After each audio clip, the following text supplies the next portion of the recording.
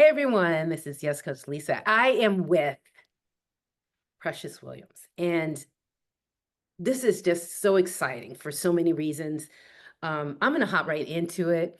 Y'all know me, but you might not know Precious. If you don't know Precious, you're going to know her and you're going to see her in all different lights as she lights up the world and continues to do the great work that she does. So I'm going to start off, say, Precious, we know that you have transformed personal challenges. You have mastered powerful pitches. You have moved beyond the pitch queen into coaching and elite coaching on a global level. And I want to take some moments to reflect on your journey. And I would love for you, just to start out, to share one of the funniest moments that's happened in that process. Because I know you weren't thinking of what. I love it. Keep me on guard, really. Just But I'm on guard. Funny. One of the funniest things that's ever happened to me in my career. Yes.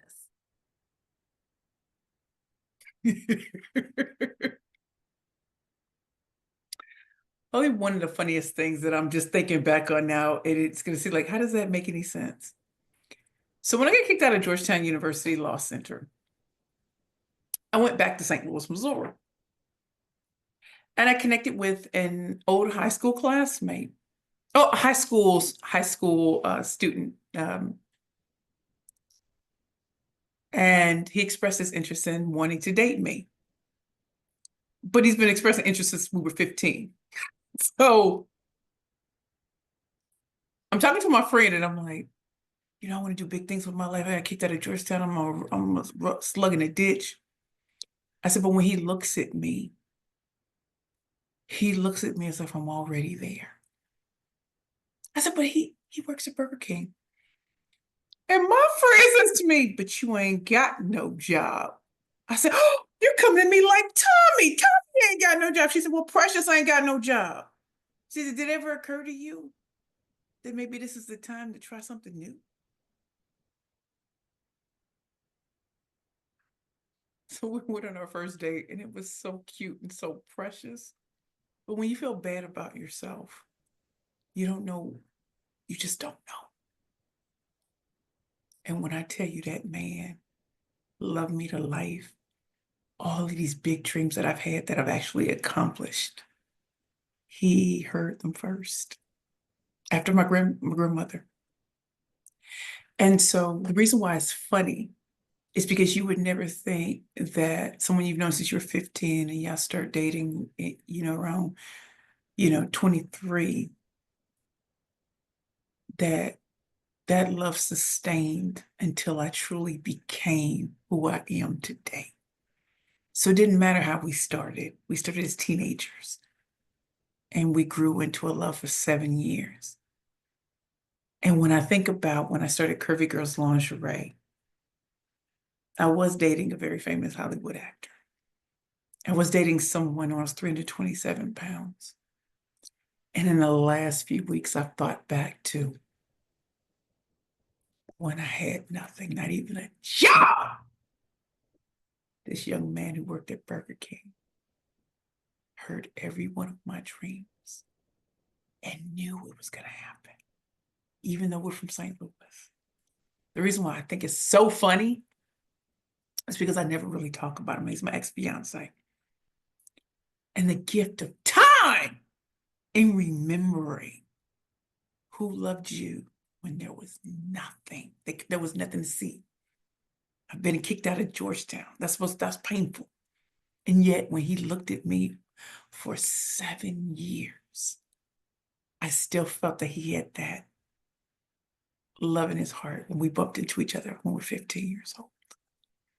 I think it's funny. I love the turn of events in a life that you can see both the shining thing that's happening, but even in the midst of things that maybe aren't going so well, like Right. it's humor in all moments. So that's like a turnaround. And thank you for humoring me with that first question. Because I know I could have told you the band from the barbershop and other true tales, but So I'm thinking, people can see it. And if anyone, it doesn't take much, just put Precious Williams. And you're going to see all different kinds of things that come up with corporate and speaking and such. But, a lot of times people almost want to rewind the clock a little bit and figure out, because they're comparing themselves and they're trying to figure out for themselves, like where they need to be and how they can reach dreams. Like if I turn the clock back to 12-year-old you and just what would you say in that room, in that voice, about what you wanted, what you saw?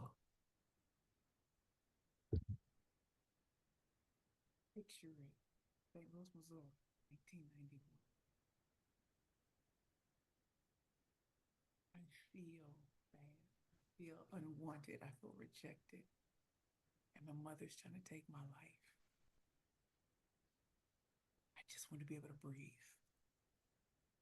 I just want to be able to be loved. That was what 12 years old was like.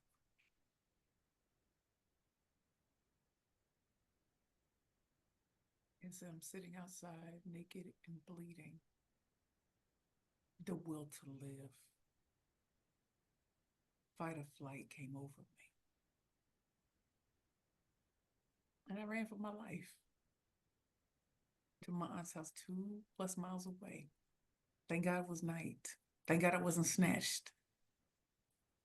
And it's funny, I'm going from a funny story to a painful one, but the good thing is I wanted to succeed like my next breath. I wanted my life. And when I was 5, I knew I'd be a talk show host. When I was 5, I knew I'd have a billboard in Times Square. When I was 5, I knew I was going to be a star. And it was just too bad that my own parents couldn't see it. So as I picked myself up and ran for my life, I'm 46 years old today, and I fight for my life, just like I fight for the lives of others every day. The downtrodden, the people who other people have given up on. Man, I hope my story, and not just the bad parts, but the good parts too, because in the midst of all of that pain, there was something coming out of me that my grandmother knew I was going to be where I said I was going to be when I was young. But it took until 15 to get to her. And when I tell you, I hear her voice today. 25 years ago, she left this earth. But she wanted me. And she waited 15 years to get me. So everything had to happen for a reason. And although I can talk to my parents today and realize that they were under a lot of pressure, didn't know what they were doing or anything, there's a joy in knowing I fought for my life. And my life is worth it. My skill set that God blessed me with, my talent, my ability to focus beyond focus in a world of distraction. Queen, come on now. That's what my 12-year-old life was like. I love And I that fought to live. your 12-year-old life reflected your 5-year-old life, because you had a dream, you had Yes. you have been nurtured internally as to what you saw. And it's interesting because people can, when they listen to you, they can see in their own life an arc, threads, dreams. Sometimes you have to fight for it. Sometimes it doesn't come to you the way that maybe it would be lovely if everyone was lovely all the time to everyone. Come on now. But you got the fighting spirit and you knew it at 12. What has that piece, that fight, flash forward, meant to you in your business and what you do? How have you carried it forward? Queen, business is a fight. Let's be clear. Life is a fight. Your career is a fight. And sometimes when people cannot see the gift in you, the God-given gift and talents and skill sets and just, your joy, they will poo-poo it because it doesn't look the way they said it was going to come. And so fighting my way when I was bigger, when I was smaller, when I had no connections, nobody believing in me, the fight was internal. I'm fighting my way to be seen. Y'all may only want a certain look. It ain't me, but I'm going to make you want me. I'm going to make you see me. And that's what I wanted when I was a little girl. I wanted to be a star so that my parents could see that everybody else would love me. So they would love me. That's the dilute. That was the little today, my fight isn't the same fight. When I think about being the killer pitch master, when I think about in that full-figure diva and a plus-size fashionista, a lot of times I felt like I was ahead of my time and then time caught up. But you still fight. Before people knew had a name for me, I had a name for myself. My grandmother had a name for me. Say that She again. told me that when I speak, people listen. She knew she called me a golden child, sweet pea, queen bee. What?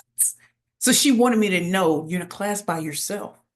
And although she didn't say it in those words, the reason why she was calling me those nicknames is to remind me she knew the life was going to be difficult. Because, listen, you growing up in the 30s, life was hard. But she wanted me to know there's a love, there's a calling on my life. So when I say business is a fight, trust and believe even today with people being laid off or businesses having to shut down because of tariffs or all these decisions being made that impact everything. We've been through the pandemic, economic downturn, social unrest. We've seen 100 years in business in 5. The fact is, I'm still standing. The fact is, I'm still working with clients and customers. The fact is, I'm still putting things out there because I remember when I had to go through things by myself. The whole world wasn't experiencing homeless. The whole world wasn't experiencing alcoholism. The whole world wasn't experiencing grief of losing someone. The world wasn't experiencing full out rejection and blocking and all of that, but I did. And I refused because God told me second chapter gonna be better than your first. When I came out swinging. And I'm swinging every day because it ain't about me. It's about everyone else around me now seeing until you focus, until you understand that there's something in you that's worth paying for. There's something in you worth buying. There is a talent and a calling over your life, but you may have spent too many years around people who never saw it, and so it atrophied. That's why this is the glow up era. I'm glowing up in my 40s, the time we're tired and through. So when I say it's a fight in your 40s, 50s, and 60s to still be seen and heard in a world that values you. It's, in a world that values AI, I wrote real books. There's no AI in my things. When I'm on stage, there's no AI. So when I tell you it is a fight to not allow technology to be the only thing that matters, to not let youth be the only thing that matters, and to show up and show out and say, baby, I was around before any of this, and I'm still going to be here regardless. You know what I love what you said? Well, I love a number of things, but I think some of the things I think of people's stories as the story arc, a golden thread that ties from youth to where you are. You said a couple of things, and I have one question to follow up on. You said you were named before people named you. So you had the gift of the great other people that saw things and gave you a name. You didn't let society just name you. Did the name change? Do you now name yourself in a different way as you enter new seasons? Does that change in some way? And if it does, how? Yes, it does. So when I gained the title Killer Pitchmaster from Robert Townsend, Five Heartbeats MC Light, when I won the 2013 Black Enterprise National Pitch Competition, Killer Pitchmaster just stuck because I slay all competition. Over the years, there has been a slight change because I'm the ultimate rainmaker and a rainmaking speaker. I had to look over my life and realize why God had me in certain situations. So even though I got kicked out of law school, had a nervous breakdown at another, as an international professional speaker, top Fortune 100 corporate sales trainer, everything had to matter. And so going back into the law and teaching at reform retreats or at law schools or professional schools, it showed me that nothing was wasted. And so I never understood rainmaking when I was in law school and when I was at big firms. Never understood it. When I started my second company, Perfect Pitches by Precious, I started to understand rainmaking is how do you get clients and customers over and over again. Nothing that law school or law firms taught me. And because of an entrepreneurial mind, I come at rainmaking from a different perspective. So it really is about packaging, positioning, and pitching. So whereas some people come to know me as a killer pitch master, please also respect that I'm the ultimate rainmaker and I'm a rainmaking speaker. And I take what I do very seriously and I'm still in the trenches. But don't limit me because of how you first met me. And so it has changed. And another thing is, I do feel like the glow up era and being the glow up queen and accepting that just because people are used to one thing, wait till they get a load of money. And I am more than my business. What I do is not the sum total of who I am. So when people ask, what do you do? I'm not really trying to answer that question because that is not the fullness of who I am. You know, being a bad bitch with a power pitch to now making it rain and slaying the game. That's in all facets of my life and in the lives of those that I want to touch. So whether you are an Ivy League institution, which I don't have a degree from, but teach at, you know, whether you're in corporate America and you realizing these people don't know me, I have atrophied in my dreams and my goals. And maybe this is time to step out in a totally different way and be me. Because I know in my 40s, I give zero F's about a lot of things that I worried about when I was in my 20s and 30s trying to fit in. I wish I would want to fit in. I wish I would. Why would I want to do that? That didn't get me where I am today. What got me where is to buck convention and say, this is who I am. And I think people are tired of the traditional and the non-controversial, like, yeah, it's controversial to be 40 years old and stepping out and stepping up and stepping out. It's kind of like, I remember when I had strawberry blonde hair, man, you couldn't tell me I wasn't a shiznick. You could not. And the queen who did it, she said, I just want you to feel like the celebrity you are. And keep hearing that and keep hearing that. Yes, I'm a celebrity of my own brand. And I'm not competing with Tony Robbins, Mel Robbins, Lisa Nichols, Les Brown, or any of those illustrious luminaries. They do what they do well. But there's only one killer pitch master. There's only one Precious Williams. There's only one rainmaking speaker. You know And what I so love? I'm in a class by myself.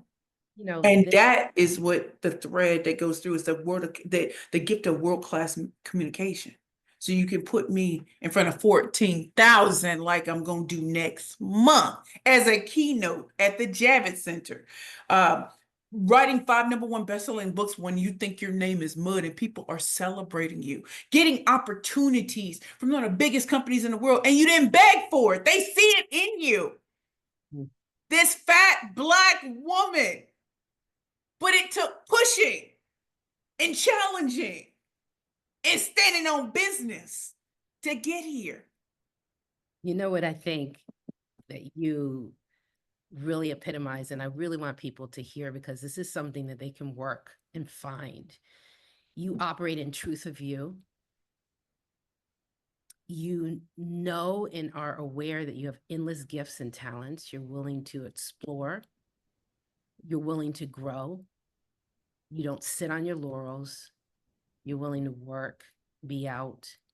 And so I think one of the things, I know a lot of people that I've worked with and that'll come to me and say, you know, how do I know I have some things, I know I have some gifts and talents, but like, how do I make other people see me the way I see myself? How did you do that? Was there some fears you had to overcome with that? But you know, the consistent theme is society's not defining me, I'm defining myself. How did you get people to see this thing that you saw in yourself first? Well, like most people, I was just disgruntled and I disliked my life. And yet I kept practicing, trying to nurse this dream of curvy girls. And everyone telling me no, no one's going to invest, no one's going to do this. And trusting that God put it on my heart. I could see the vision. It was clear. It was not a doubt. And so for years, it was the push and pull of being an attorney versus being the entrepreneur. And then one day that was snatched from me. When I was homeless, of course, that's a snatching. You're not practicing, you're not running a business. So I had neither company anymore. And in the quiet and the stillness, God told me to focus on what I do best, and that is speaking and pitching. And so there was nothing is wasted. But he knew I had to get rid of bad habits, having bad people around me. And why not be in a Christ-centered life transformation program for almost 2 years? It wasn't working. I was getting right internally. And so when I came out, I presented myself as the killer pitch master. There wasn't a mention of curvy girls anymore. And that opened doors because I spoke with confidence. But as I was getting ready to lead a program, I had a great job, and the CEO called me into her office, and they fired me that day, saying that I was disbarred and I didn't know. And they dog walked me up out of there. And I went home to the Bowery and I told them what happened. And I told them, can you give me 2 weeks to nurse my wounds? And do you know they did not even trip? They were like, get another job. Had another interview, got the job, and then walked away from it to become Precious Williams, Killer Pitch Master again. So there were things that had to be shut down. And yes, I could go back and probably be reinstated, but there's no reason to anymore. The reason why the legal field has welcomed me with open arms is because I did it in a different realm. And there's no one talking junk about me or saying I did this bad thing. Nobody. And we rarely meet the people who are disbarred, who fought their way back in a different realm. And there's respect on my name. There's awards on my name. So everything had to happen where the choices are taken away. What you gonna do? It was just exactly what people are going through right now. I am proud that I went to law school twice, but I passed the New York State bar on my first try. And I came out of darkness. I've been clean and sober years of alcohol. I love people. I love my life. Yes, I have some moments where I'm like, oh, that deal they go through. Oh, that organization doesn't want me. Okay.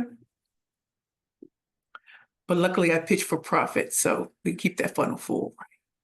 And It's that's what all of this has taught me, staying focused. And you can cry and you can really, you have great friends and clients that will put on your big girl pants and be like, okay, you had enough of that. exactly. You get your moments, but you have to know how to move. It's time to get up get it together. And you're like this. I need another one. Thug this out. And you do it. So yeah, Queen. Um, So all of it it's full circle. It really is. Sometimes the choices have to be taken away. Sometimes you're put in these places because you couldn't do it on your own. And you can do it the hard way, the easy way. He's like, we can do this the hard way, P. You see what happens? You was in a program for 2 years, but you came out better. On your own devices, you wouldn't have been homeless. You still been messing around and doing silly stuff. And you're alive, you would have been dead. It's just a test. It just speaks for itself. Sometimes people, it's not so much what someone says, it's the measure of their life, and you can see the decisions. Do you think, because you have a really unique skill set, multiple skill sets, but one I'm thinking in the pitching side, was there ever a moment when maybe the things weren't really happening quite yet, but you got pitched to yourself? You almost use your skill on you. Did you find that you did that sometimes coming out? Uh, yeah, a lot, right? So for the first time in my career, I have a client that sponsors me speaking at different events. If you would have told me the first time we met how my queen from the Luminary, Kate Luzio, she positioned me in a certain light to be seen at their event.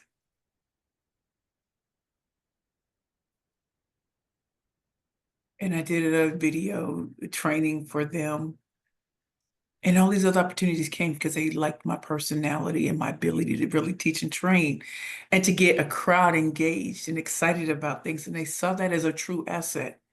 And no one could do what I do. Now, here I am over here. There's so many pitch competitions, there's so many of this, but there's only one Precious Williams. The way you do it is amazing. And so just coming back from Iowa and then this week going to Boston and then being flued out, like the young people say, to these other locations. Do you think I knew that when I was 12? Do you think I knew that when I first started Curvy Girls? Do you think I knew that when I was on Shark Tank? Do you think I even knew this 5 years, 4 years, 3 years ago? No. But you keep going and you're consistent and you're persistent, you're going to beat all resistance. But there are other opportunities that never would have showed up had you given up. So as much as I was ready to let go of being the killer pitch master, in times like this, people will bring you back because who they've had before maybe didn't work out or they couldn't do it the way you can. And it's still in my wheelhouse because pitching is still what I do for me and my clients. And so in the end, just because I thought it was over, God was like, huh, okay, so you're gonna write Rainmaker 101 for day one. You're going back into the legal profession. But God, I'm disbarred. What? Oh, I'm sorry, you don't need no co-signers. You told me what it is what it was, because I'm with it. So he's like, oh, nothing is wasted. And you'll see people multiple times, and the people that dissed you or the people who blocked you are now asking, how did that happen? It's because you build a real network, and that network will sustain you in times you didn't even know they were still saying your name. So, Queen Lisa, it is not lost on me that when there are months that go by and people have amnesia and you thinking you're on your French Montana, one phone call. Precious, yeah, so we want you to do this in front of, oh, there's a competition where the finalists all have businesses $1 million and higher. We'd like to hire you as a pitch trainer. Would that work for you?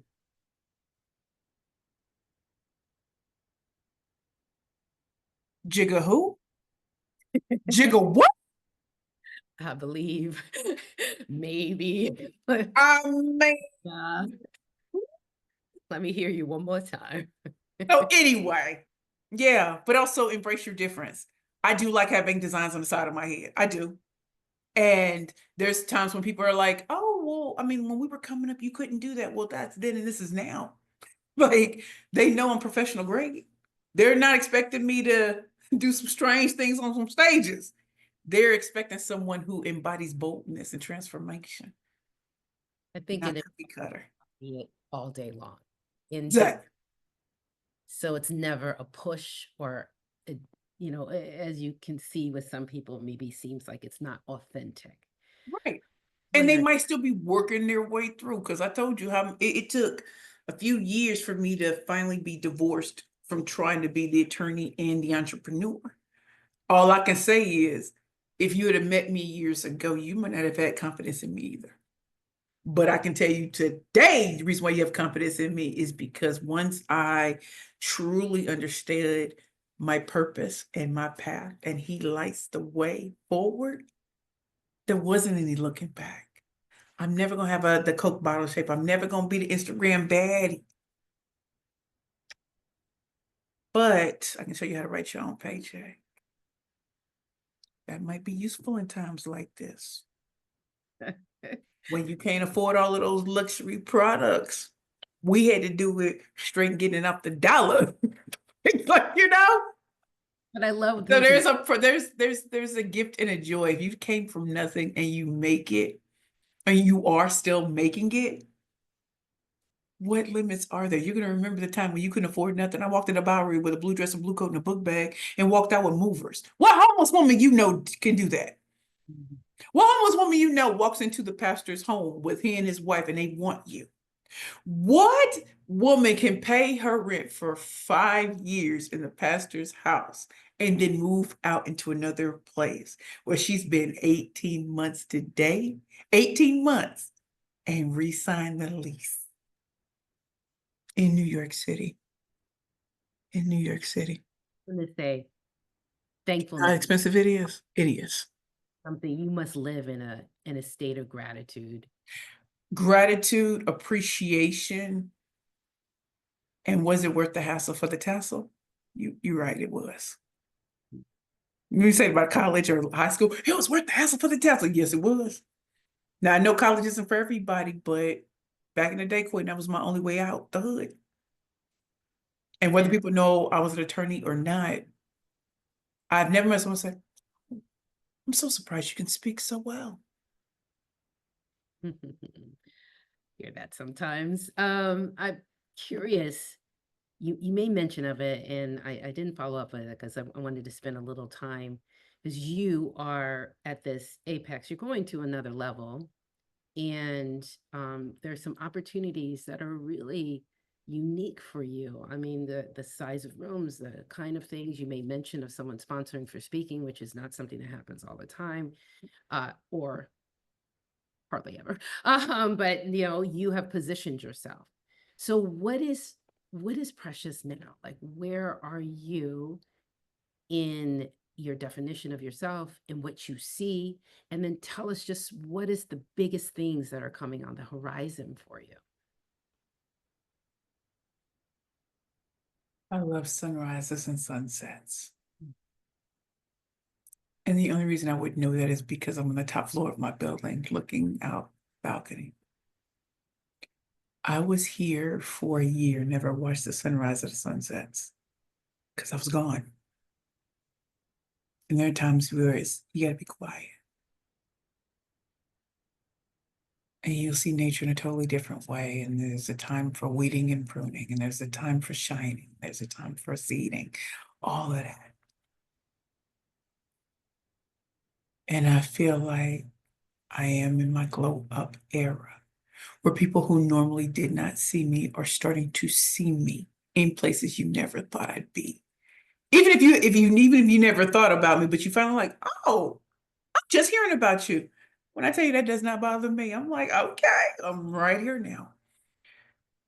And that these companies, customers, foundations, nonprofits, private associations, and just people are cheering me on. And I hear it over the negativity. I hear it. Word, there's space for me in a life filled with a lot of rejection. Nothing feels better than to walk through the front door on the red carpet that no one saw you at except for that little girl when you were 5 years old and you knew.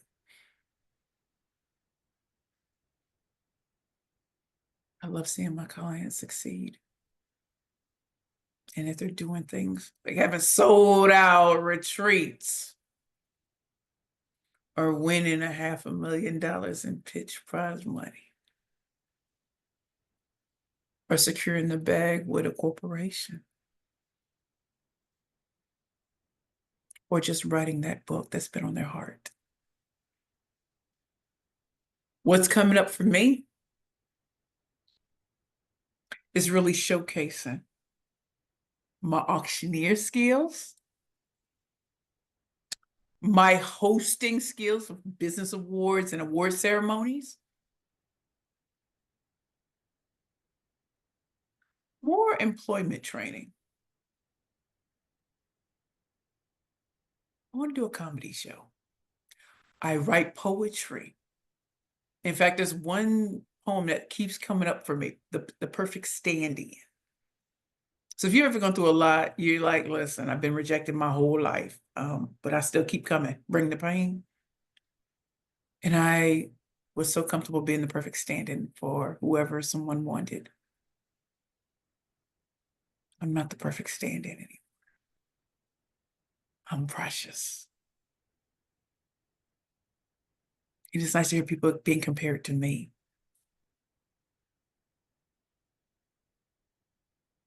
I know when I Welcome to the stage in front of 14,000.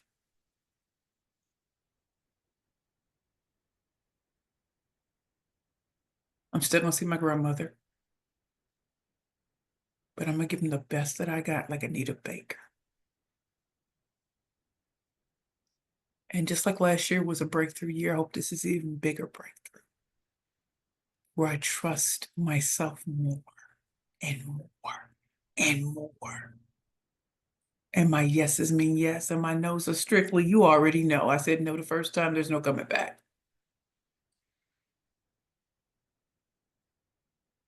Traveling, because you know I love to do it.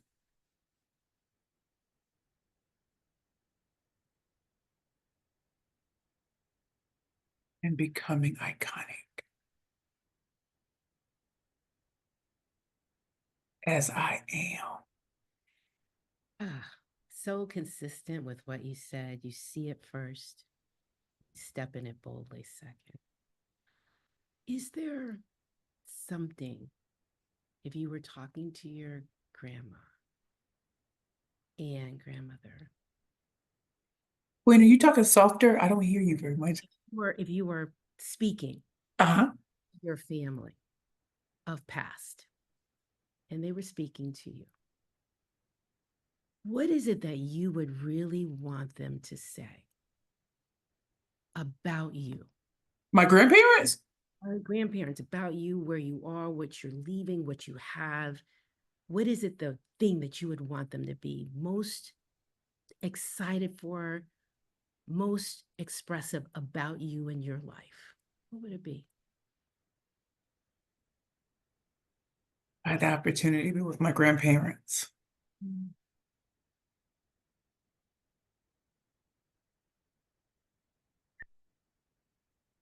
I don't think I'd really want to hear them talk about me. I want to talk about them. I want to talk about what they mean to me 20 plus years after their deaths. I want to thank them for the solid foundation they gave me. I want to thank them for making decisions that I would not have made, but they had the gift of foresight, keeping me in the inner city, close by in case something happens, picking me up and taking me to school, always being around me, being the best parents ever. And just say thank you for fighting a good fight against a hurt and abandoned and a black-hearted child. And you turned me into a marshmallow softie.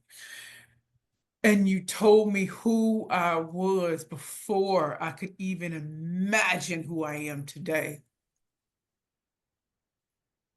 And with very little resources, you gave me the best love I've ever received. You are the best parents I could have ever hoped for. And when I really get some mad coin, I want a building or something named after y'all, not me. Because without them, there would not be a Precious. If they hadn't plucked me out of darkness and showed me love, never hit me, hurt me, I want the world to know who were the greatest to have ever done it. And it is Raymond Woodrow Williams, Precious Dolores Williams, and to say, I am honored to come from y'all. I'm honored to come from your lineage. I'm honored for every hard thing you had to go through to make life soft for me. And I am honored that you knew that I could make it. And you knew that I'd have to do a lot of it on my own. But you called me the golden child for a reason, so I will remain golden. I'm going to shine bright like the diamond that I am. And I will always step into being a projector and shine bright so that my light attracts others to know that they need to shimmer and shine everywhere they go. And it doesn't matter who don't like you, because focus on the ones that do love you, because they're going to support you. They're going to show up for you. And you show up for them, and you build the community. My goodness. That's what I would do and kiss their feet in real time. Like there is nothing I've ever done that could ever rival what they did for me, what they did for kids in the community who were tossed out on the streets and made to feel like they didn't exist. That right there is greater than anything I've ever done. And that's why it should be on them. And the love should be on them. There should be buildings and statues after them.